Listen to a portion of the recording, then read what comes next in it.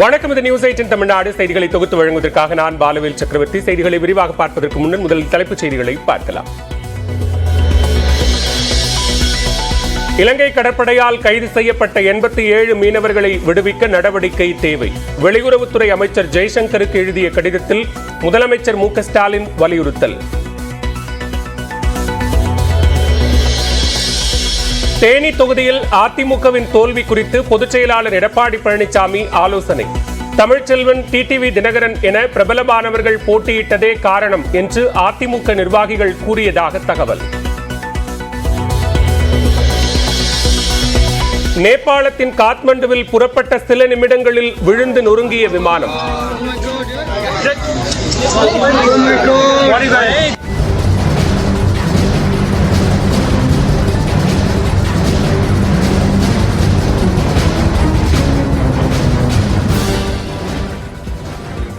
பயணித்த 18 பேரும் உயிரிழப்பு.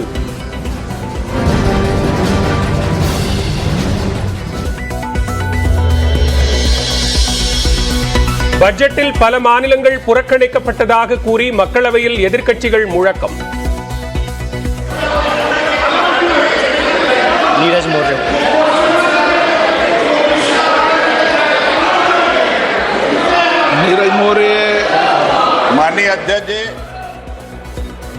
மாநிலங்களவையில் அமளியில் ஈடுபட்டு வெளிநடப்பு செய்த இந்தியா கூட்டணி கட்சிகள்.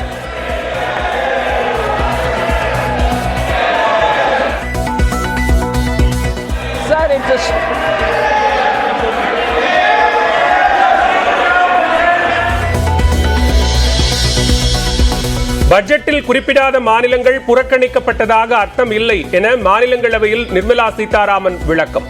மக்களிடம் எதிர்க்கட்சிகள் தவறான தகவலை பரப்புவதாக குற்றச்சாட்டு. நிபா வைரஸ் தொற்று காரணமாக கேரளாவிற்கு மாணவர்களை சுற்றுலா அழைத்துச் செல்வதை தவிர்க்கவும் கோவை மாவட்ட கல்லூரிகளுக்கு உயர்கல்வித்துறை சுற்றறிக்கை.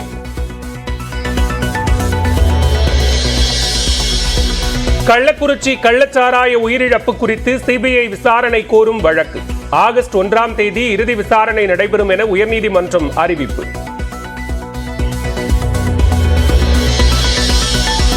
பட்ஜெட்டில் வரி குறைப்பை அடுத்து 2ஆம் நாளாக தங்கம் விலை சரிவு. சவரனுக்கு 480 ரூபாய் குறைந்ததை அடுத்து 52,000க்கு கீழ் வந்தது.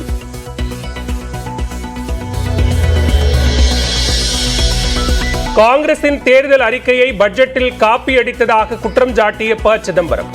நல்லது எங்கிருந்தாலும் எடுத்துக் கொள்வதில் என்ன தவறு என வணக்கம் தமிழ்நாடு நேர்காணலில் தமிழிசை கேள்வி. அறிக்கை மட்டும்தான் கொடுக்க முடியும், ஆனா அதை செயலாற்றுவதற்கு மோடிஜி போன்ற ஒரு டாஸ்க் மாஸ்டர் வேணும். அதே மாதிரி பல இடங்களில் இருந்து நல்லவற்றை எடுத்துக்கொள்வதில் தவறு இல்லையே. அப்ப நீங்க கொடுக்கறத நீங்க அப்ப அறிக்கைக்கு மட்டும்தான் இருக்கணுமா? அப்ப உங்களோட நோக்கம் என்ன? புதிதாக விண்ணப்பித்தவர்களுக்கு அடுத்த மாதம் முதல் ரேஷன் கார்டுகள். 2,80,000 பேர் விண்ணப்பித்துள்ள நிலையில் தமிழ்நாடு அரசு தகவல். மின்கட்டண உயர்வுக்கு அதிமுக மீது பழிபோடுவதற்கு முன்னாள் அமைச்சர் தங்கமணி கண்டனம். உதய் மின் திட்டத்தால் எந்த பாதிப்பும் இல்லை என நேருக்கு நேர் விவாதிக்க தயாரா என அமைச்சர் தங்கம் தென்னரசுவுக்கு சவால்.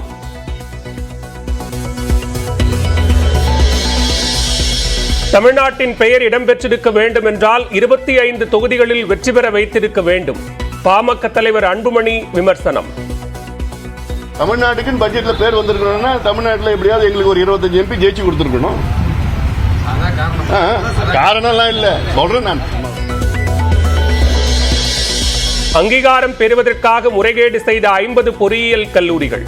அண்ணா பல்கலைக்கழக துணைவேந்தர் வேல்ராஜ் குற்றச்சாட்டு.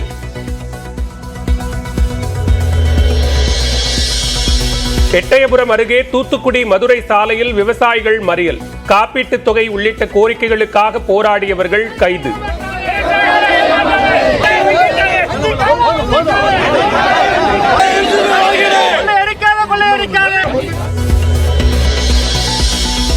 திருச்சி மாவட்டம் மண்ணச்சநல்லூர் அருகே மகள் மகனை கொன்று தாய் தற்கொலை. கடன் தொல்லை காரணமா என காவலர்கள் விசாரணை.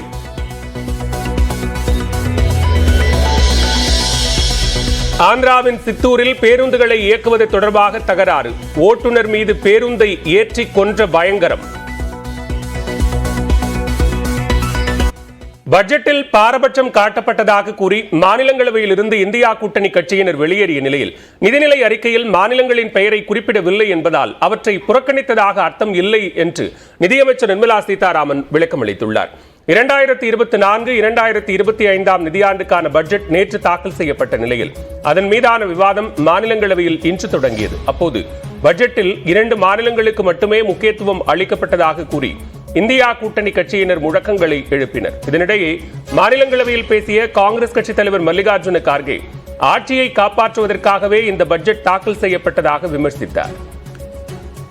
तमिलनाडु को मिला ना, केरला को मिला ना, कर्नाटक को मिला ना, महाराष्ट्र को मिला ना, पंजाब ना, हरियाणा ना, राजस्थान ना, छत्तीसगढ़ ना, किसी स्टेट को कुछ नहीं, दिल्ली को नहीं दिया तो मैं कितने गिनूं, ओडिशा को कुछ नहीं दिया. तो ऐसा बजट मैं कभी नहीं देखा. और ये सिर्फ किसी को खुश करने के लिए, कुर्सी बचाने के लिए वो ये सब हुआ है. इसका हम खंडन करते हैं. இதற்கு பதிலளித்த மத்திய நிதியமைச்சர் நிர்மலா சீதாராமன் பட்ஜெட்டில் மாநிலங்களின் பெயர்களை குறிப்பிடவில்லை என்பதற்காக அவர்கள் புறக்கணிக்கப்பட்டதாக அர்த்தம் இல்லை என்று கூறினார்.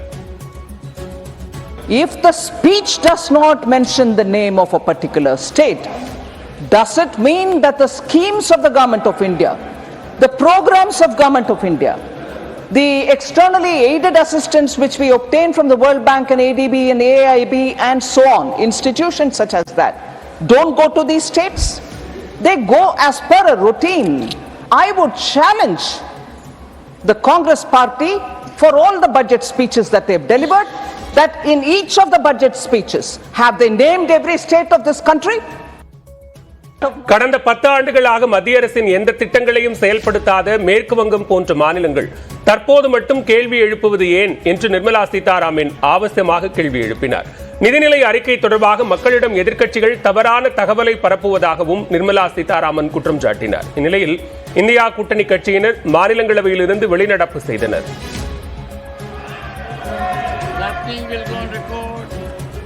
மத்திய பட்ஜெட்டில் தமிழ்நாடு பெயரும் இடம் பிடித்திருக்க வேண்டும் எனில் 25 சீட்டுகள் வென்று கொடுத்திருக்க வேண்டும் என்று பாமக தலைவர் அன்புமணி ராமதாஸ் கூறியுள்ளார். சென்னையில் செய்தியாளர்களை சந்தித்த அவர் இதனை தெரிவித்தார். தமிழ்நாட்டுக்கு பட்ஜெட்ல பேர் வந்திருக்கணும்னா தமிழ்நாட்டில் எப்படியாவது எங்களுக்கு ஒரு 25 MP ஜெயிச்சு கொடுத்துருக்கணும். காரணம்லாம் இல்ல, சொல்றேன் நான் இதுவா சொல்றேன். தொடர்ந்து மத்திய அரசோட ஒரு திமுக நான் இன்னும் ஒரு நாள்ல தமிழ்நாடுக்கு எவ்வளவு பட்ஜெட் வந்திருக்குன்னு உங்களை தெளிவா சொல்றேன். டேட்டா எடுத்துட்டு இருக்கிறோம். உங்களுக்கு எவ்வளவு பட்ஜெட் எந்தெந்த டிபார்ட்மெண்ட்ல இருக்கு, நிச்சயமா எங்களுக்கு வருத்தமா இருக்கு. நாங்க அதுல இன்னும் டேட்டா வரல. வந்த உடனே நான் நாளைக்கு எவ்வளவு தமிழ்நாடுக்கு இருக்குன்னு நான் உங்களுக்கு தெளிவு பண்ணேன்.